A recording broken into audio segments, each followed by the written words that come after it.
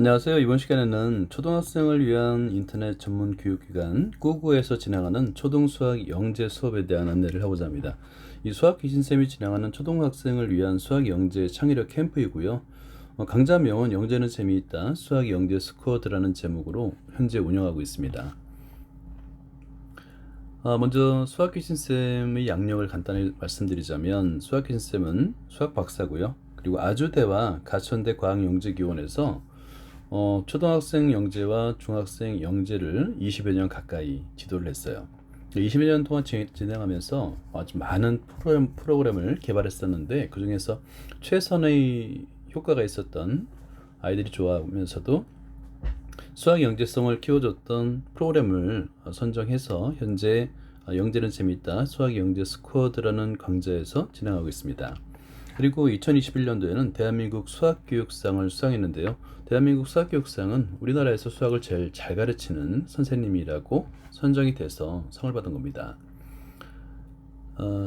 간단히 또 양력을 말씀드리자면 현재 수학을 알면 보이는 세계 이데아 이 책은 한국출판문화진흥원에서 진행하는 공모에 당선된 작품인데요. 20대 1의 경쟁률을 뚫고 이 책이 선정이 돼서 출판을 했고 교보문고에서 과학서적 그 베스트 셀러에 선정이 돼서 100위 안에 8주간 머물렀던 책입니다. 그 다음에 수학의 골든타임 초등학생을 대상으로 초등학교 때 수학을 어떻게 공부해야 되는지를 주로 썼던 수학의 골든타임이라는 책이 있고요. 그 다음에 지오지브라 따라미 배우기도 있는데 지오지브라는 무료로 사용할 수 있는 수학 프로그램입니다. 지오지브라 외에도 RGMS, GSP, 따라미 배우기 등을 썼고요. 쓰다 보니까 총 10권 이 수학 관련 책을 출판하게 되었습니다. 수학이나 수학 영재 교육 관련 논문도 많이 써왔는데요. 주로 수학보다는 수학 영재 교육 관련이 아무래도 좀 많습니다. 수학 영재 교육 관련해서는 아이들이 어떤 내용으로 수학 공부를 할 때, 어떤 방법과 내용으로 수학 공부를 할 때 수학 창의성을 기를 수 있는지 그 중점을 두고 연구를 했고요. 그 연구 결과를 논문으로 써서 학술 등재지에 기고를 했습니다. 자, 이번에는 꾸구 수업의 특징을 한번 말씀드릴게요. 수학 귀신 쌤과 함께하는 꾸구 수업의 특징으로는 최고의 수학 영재 프로그램이라고 자부합니다. 왜냐면 우리나라 대학부설 영재 교육 기관이 생긴 것이 1999년인데 제가 2000년도부터 아주대 과학영재교육원에서 수업을 했거든요. 매년 4-5편 이상의 영재 프로그램을 개발했고 그 개발해서 쌓인 100여 편의 그 프로그램이 있습니다. 그 중에서 고르고 골라서 24편의 수학 영재 프로그램으로 진행하고 있습니다. 그 다음 비대면 운영이에요. 그러니까 코로나 시국에 맞게끔 비대면으로 진행하기 때문에 집에서 편안하게 수업에 참여할 수가 있습니다. 소수의 아이들과 진행하기 때문에 쌍방향 소통이 좀 원활한 것 같아요. 적게는 2명에서 많게는 10명까지 아이들과 그 비대면 원격으로 수업을 진행하고 있거든요. 그러니까 얼마든지 수업의 중간에 질문을 할 수 있고 이야기를 할 수 있는 그런 상황에서 수학에 관해서 많이 이야기하면서 수업을 진행하려 노력하고 있습니다. 그 다음에 부담이 적은 비용도 가장 큰 장점이라고 생각합니다. 그 외에도 꾸구 수업의 특징을 말씀드리자면 초등학생을 대상으로 하는데 초등학교 굉장히 중요합니다. 초등학교 때는 물론 건강하게 학교 생활하는 걸 제일 좋은데요. 그 플러스 해서 수업 시간에 일단 수학 시간에 재미를 느낄 수 있도록 하는 게 굉장히 중요하거든요. 그래서 초등학교 때 수학을 공부하는 방법을 얘기를 해주고 그 다음에 수학 관련 주제에 대해서 사고하는 습관 그리고 생각의 힘을 키워주고자 수업을 진행하는 데 중점을 두고 있습니다. 이 초등학생을 대상으로 해서 수학의 가치와 의미를 이해할 수 있도록 설명을 해주려고 노력하고 있습니다. 그리고 무엇보다 수학 자존감을 높이는 게 가장 큰 핵심입니다. 앞에서 제가 썼던 수학의 골든타임이 바로 아이들의 수학 자존감을 높이는데 어떤 방법으로 높일 수 있는지를 제 경험을 통해서 경험했던 내용들을 정리한 책이기도 합니다. 수학 귀신쌤과 함께하는 수학 영재 프로그램인데요. 20여 년 동안 진행해온 최고의 수학 영재 수학 프로그램이라고 자부를 합니다. 제가 이제 개발한 영재 프로그램만 하더라도 100여 편이 넘거든요. 그 중에서 고르고 또 골라서 24개를 골랐습니다. 24개 주제로 현재 진행을 하고 있고요. 하루 한 개의 주제로 24주차를 운영하고 있습니다. 그 24개 주제에 대해서 제목만 간단하게 한번 설명해 드릴게요.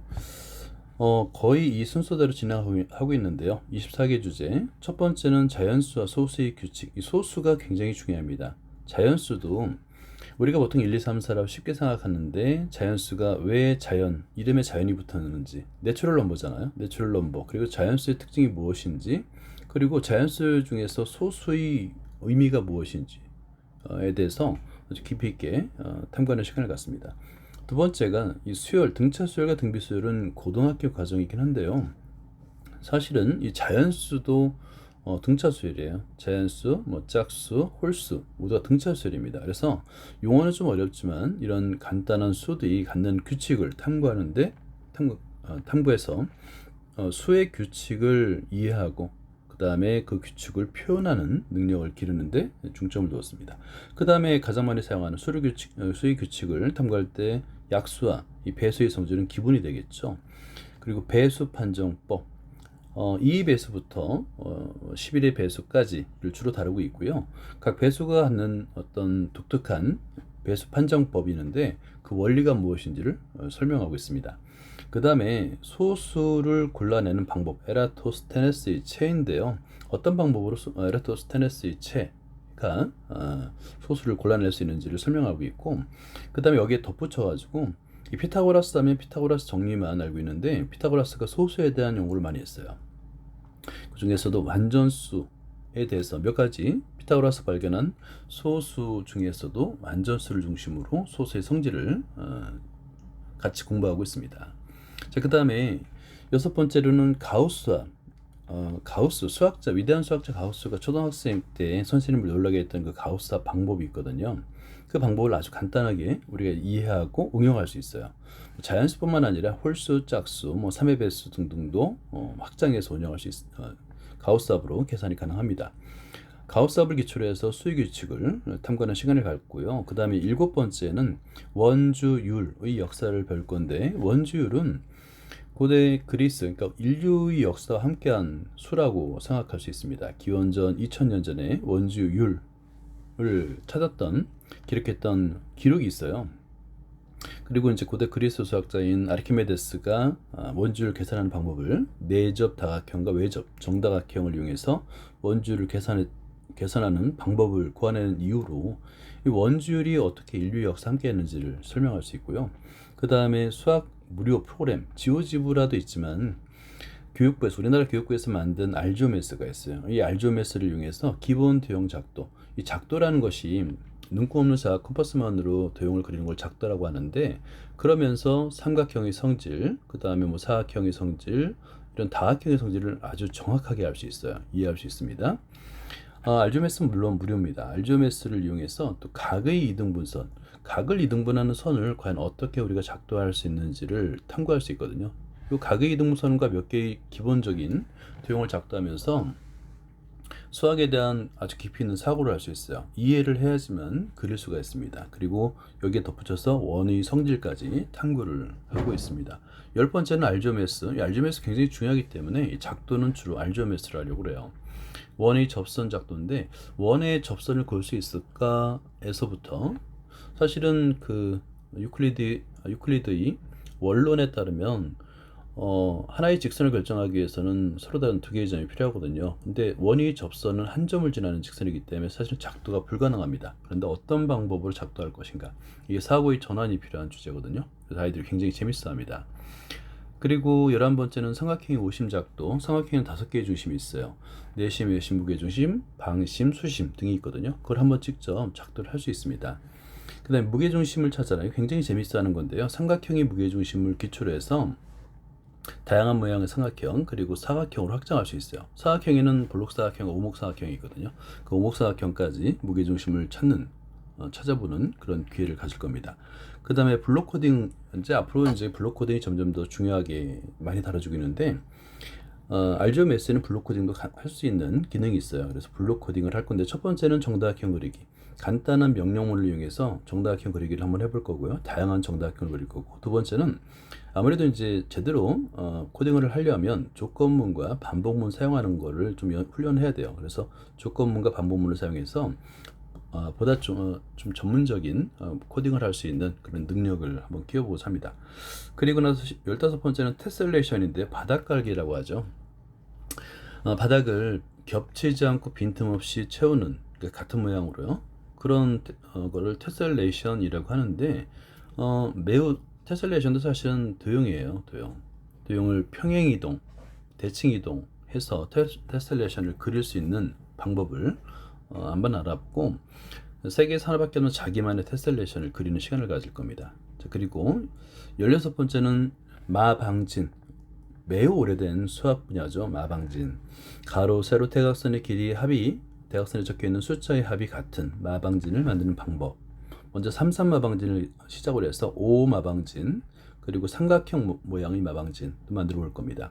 짝수 마방진도 만들면 좋지만 짝수 마방진을 만드는 원리가 조금 복잡해요. 그래서 아이들이 좀 어려워하더라고요. 그리고 함북 그리기. 퀘니스버그의 다리 문제를 해결했던 함북 그리기를 우리는 간단한 도형을 가지고 탕보를 해서 함북 그리기 가능한 도형에 어떤 조건이 있는지를 직접 찾아볼 겁니다. 그리고 제가 제일 좋아하는 하노이탑. 그러니까 하노이탑은 사실은 매우 간단한 두 가지 규칙으로 원판을 옮기는 거, 다른 기둥을 옮기는 건데요. 이 안에는 정말 많은 수학적 규칙이 있습니다. 그래서 24개 주제에서 가장 제가 강력하게 추천하는 주제이기도 한데, 이 하노이탑에서 찾을 수 있는 모든 규칙은 제가 책으로 써서 하노이탑이라는 제목으로 책으로 써서 출판을 하기도 했습니다. 그리고 여기에도 좀 더 나가서 변형 하노이탑인데요. 좀 어렵습니다. 변형 하노이탑은 아이들이 좀 어렵게 생각할 수 있는데, 그래서 인접통행 하노이탑과 그 다음에 일방통행 하노이탑, 그래서 원판 옮기는 규칙을 발견하는 정도까지만 진행을 하려고 합니다. 아마 나중에 고등학생에 대해서 수학 주제 탐구를 할 때 적극적으로 아마 이 변형 하노이탑 이걸 추천하는데요. 많은 도움이 될 거예요, 아마. 그 다음에 21번째가 파스칼의 삼각형 속에 숨겨진 수학 규칙인데, 이 간단한 규칙으로 만드는 파스칼의 삼각형 속에는 정말 많은 수학적 규칙이 있어요. 그래서 일단 파스칼의 삼각형을 만드는 수학 규칙을 한번 찾아보고 직접 파스칼의 삼각형을 만든 후에 이 삼각형 속에 숨겨진 수학 규칙들을 하나씩 찾아가면서 파스칼의 삼각형을 이해할 겁니다. 22번째는 초등학생을 위한 피타고라스 정리인데요. 피타고라스 정리는 수학의 근간이라고 말할 정도로 굉장히 중요합니다. 이 현대 수학, 그러니까 거리를 계산할 때, 좌표에서 거리를 계산할 때 피타고라스 정리가 좀 더 기본이 되거든요. 근데 이제 이 피타고라스 정리를 좀 더 쉽게 초등학생을 위해서 이해할 수 있도록 내용을 정리해서 설명을 할 겁니다. 그리고 23번째는 마찬가지로 초등학생을 위한 미분인데요. 미분은 물론 고등학교 3학년 때 배우는 거예요. 미분과 적분, 그죠? 그런데 사실은 미분의 개념은 초등학생도 충분히 이해할 수 있어요. 미분이 무엇입니까? 라고 물으면 오히려 고등학생들 잘 대답을 못 하거든요. 그런데 미분이 무엇인지, 그러니까 뉴턴과 라이프니츠가 만든 미분이 무엇인지 이해할 수 있도록 아주 쉽게 초등학생을 위한 미분을 설명할 겁니다. 그리고 마지막으로 초등학생을 위한 적분도 할 건데요. 적분의 역사는 미분의 역사는 17세기 이후라고 할 수 있지만 적분의 역사는 기원 전 2000년 전이라고 말할 수 있거든요. 그러니까 이 적분의 의미가 무엇인지, 그리고 곡선으로 둘러싸인 땅의 넓이를 과연 어떤 방법으로 재을 수 있는지 등등 아주 재미있는 내용을 가지고 적분을 이해할 겁니다. 여기까지고 이 24개 주제를 가지고 24주차로 이 고고에서 수학 영재 스쿼드, 수학 영재 수업을 진행할 건데요. 일단은 특별한 학생만 수학 영재 교육을 받는 것이 아니라 누구나 다 수학 영재 교육을 통해서 수학 창의성과 수학 영재성을 기를 수 있다는 것을 제가 보여드리고자 합니다. 수학의 모든 것을 여러분과 함께 나누겠습니다. 고고에서 만나길 바랍니다. 감사합니다.